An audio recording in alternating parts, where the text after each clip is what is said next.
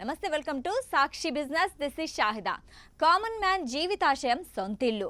అయితే నేటి వేగవంతమైన ప్రపంచంలో ఇల్లు ఒక డెడ్ ఇన్వెస్ట్మెంట్ అని కొందరు, సొంతింటి సుఖమే వేరని మరికొందరు వాదిస్తూ ఉంటారు. ఈ నేపథ్యంలో బిజినెస్ నిపుణులు ఇచ్చిన సలహా ఏంటో ఇప్పుడు తెలుసుకుందాం. ఇల్లు కొనడం అనేది కేవలం ఆర్థికపరమైన నిర్ణయం మాత్రమే కాదు, అదొక సామాజిక ఐడెంటిటీ, అంతకంటే ఓ భావోద్వేగ నిర్ణయం.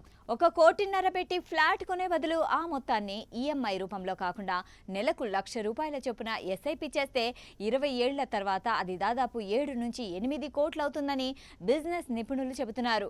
అదే సమయంలో 1.5 కోటి పెట్టి కొన్న ఫ్లాట్ విలువ 20 ఏళ్ల తర్వాత తరుగుదల కారణంగా 2 లేదా 3 కోట్లు మాత్రమే ఉండే అవకాశం ఉంది.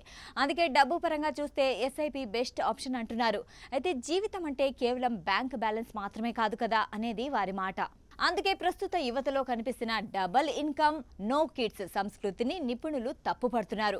కేవలం భార్యాభర్తలు మాత్రమే ఒక సర్కిల్లో బతకడం జీవితం కాదని, కుటుంబం, బంధువులు, సొసైటీతో కలిసి సుఖ దుఃఖాలను పంచుకోవడమే అసలైన జీవనమని గుర్తు చేస్తున్నారు. సొంత ఇంట్లో ఉండే భద్రతాభావం, ముఖ్యంగా వృద్ధాప్యంలో లేదా కష్టకాలంలో ఇచ్చే మానసిక ధైర్యం అద్దె ఇల్లు ఇవ్వలేదు.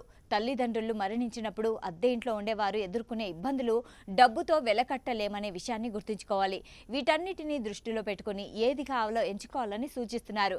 ఇక ఇండిపెండెంట్ హౌస్ వర్స్ ఫ్లాట్ విషయానికొస్తే, ఇండిపెండెంట్ ఇంటికి భూమి విలువ పెరుగుతుంది, కానీ ఆ ఆస్తిని నగదుగా మార్చుకోవడం కష్టం. నేటి పిల్లలు భవిష్యత్తులో మనం కట్టిన పెద్ద ఇంట్లో ఉంటారనే గ్యారంటీ లేదు. అందుకే మరి భారీ బడ్జెట్కి వెళ్లకుండా ఒక రీజనబుల్ ఫ్లాట్ కొనుగోలు చేసి మిగిలిన ఆదాయాన్ని పిల్లల చదువులకు, రిటైర్మెంట్కు, విహారయాత్రలకు బ్యాలెన్స్ చేసుకోవడం ఉత్తమమని సూచిస్తున్నారు. జీవితం అంటే కేవలం దాచుకోవడం కాదు, జీవించడం, జీవించేలా చేయడం అనే సూత్రాన్ని మర్చిపోకూడదంటారు.